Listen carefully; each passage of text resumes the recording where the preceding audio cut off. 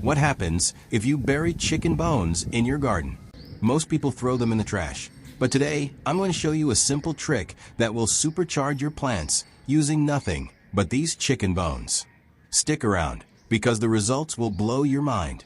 Chicken bones are loaded with calcium and phosphorus, two of the most important nutrients for plants. These bones break down slowly, feeding your soil for months and giving your plants stronger roots, thicker stems, and vibrant green leaves. Step 1. Crushing or leaving whole. You can either crush the bones with a hammer for faster breakdown or bury them whole if you want slow release feeding over months. Step 2. Burying in the soil. Dig a hole about 6 to 8 inches deep near your plant roots and place the bones inside. Cover them with soil and water the area thoroughly. As the bones decompose, they slowly release calcium and phosphorus into the soil.